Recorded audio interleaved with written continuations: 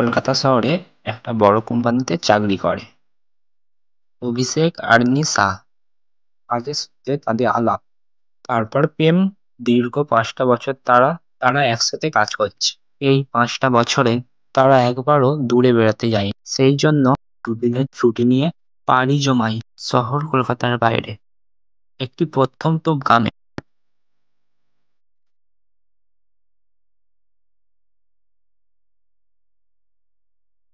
গ্রামটার নাম শিমুলপুর। সবুজ গাছপালা ঘেরা গ্রামখানি বুকের উপর দিয়ে বয়ে চলেছে ময়ূরাক্ষী নদী। নিশা কলকাতা শহরের গঙ্গা নদীটাই দেখেছেন।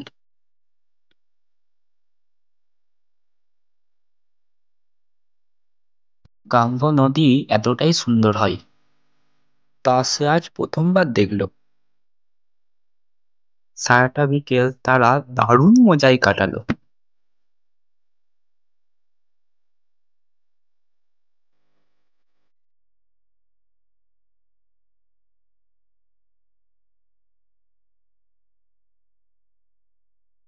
সূর্য ডুবার পর তাদের মনে হলো এখন রাত কাটানোর জন্য একটা জায়গা দরকার।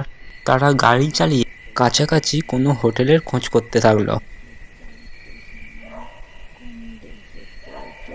ততক্ষণে চারিদিকে রাত্রি নেমে এসেছে। গাড়ির হেডলাইট ছাড়া আর কোনো আলো নেই গাম্ভ রাস্তায়। দিনের আলোয় গ্রামটাকে যতটা সুন্দর মনে হয়, রাতের অন্ধকারে তার থেকে অনেক বেশি ভয়ঙ্কর। হঠাৎ গাড়ি থেমে গেল। তারপর তারা দুজনেই গাড়ির বাইরে বেরিয়ে এলো। চারিদিকে ঘুটঘুটে অন্ধকার, নিশার মুখে ভয়ের ছাপ স্পষ্ট।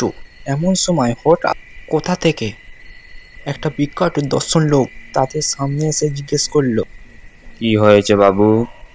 অভিষেক ঘাবড়ে যায় গলায় বলল, না মানে আমাদের গাড়িটা খারাপ হয়ে গেছে। এখানে কোনো আশেপাশে মিস্ত্রি পাওয়া যাবে কি? এখানে মিস্ত্রি কোত্থেকে পাবেন?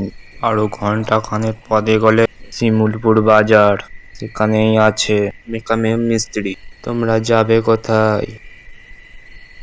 আজকের রাতটা এখানেই থাকবো। আশেপাশে থাকার মতো কি জায়গা আছে কি? না, তবে এই কাছে একটা পুরনো হাভেলি আছে, কিন্তু কিন্তু কি?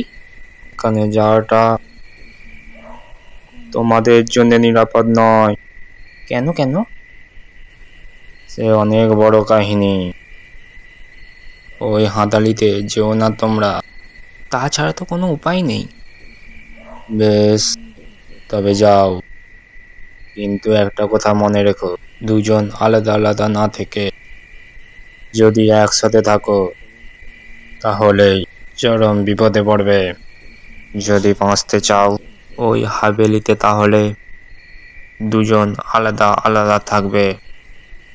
মনে রেখো আমার কথাটা। তারা দুজন দুপা হাঁটতেই এসে পড়ল হাভেলিটার সামনে।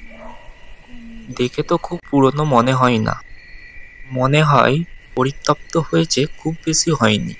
সদর দরজা দিয়ে তারা হাভেলিটার ভিতরে প্রবেশ করলো। বেশ গোছানো চারিদিক। না, ভয় পাওয়ার তো তেমন কিছুই নেই। একটা বিছানাও পাতা রয়েছে খুব সুন্দরভাবে। বিছানার পাশে টেবিলে ফুলদানিতে টাটকা রজনীগন্ধা রাখা, যেন তারা আসবে বলেই কে যেন সুন্দরভাবে সাজিয়ে রেখেছে সবকিছুই। অভিষেক বলল, নিশ্চয়ই কেউ আছে বুঝলে। এই হাভেলির ক্যারেক্টার কেউ হবে হয়তো। সারাদিনের পরিশ্রমে তারা দুজনেই ক্লান্ত। তারপর এমন সুন্দরভাবে বিছানা পাতা, এমন মধুময় রাত, সারা ঘরে ভালোবাসার গন্ধ ছড়াচ্ছে, রজনীগন্ধা। আর কি সময় নষ্ট করা যায়। তারা দুজনে ভেসে গেল রোমাঞ্চে, আদি সর্যে।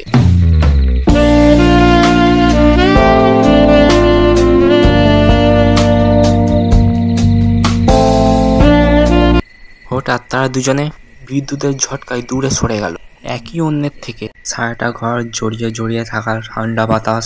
হঠাৎ কারো দীর্ঘশ্বাসে গরম হয়ে উঠলো। ফুলদানিতে থাকা রজনীগন্ধা আগের থেকে 10 গুণ বেশি গন্ধ ছড়াতে শুরু করলো। তারপরে ঘটে গেল সেই অনাকাঙ্ক্ষিত অবিশ্বাস্য ঘটনা।